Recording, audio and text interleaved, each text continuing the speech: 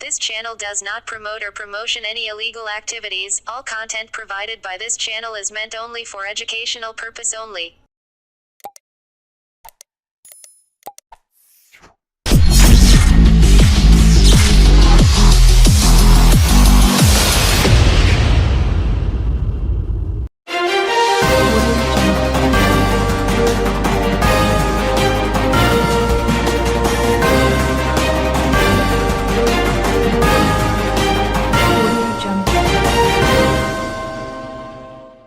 গতকাল রাতে ভয়াবহ আগুন লেগে ভস্মীভূত হয়ে গেল চাপাদানি ডালহৌসি জুট মিলের গোডাউন।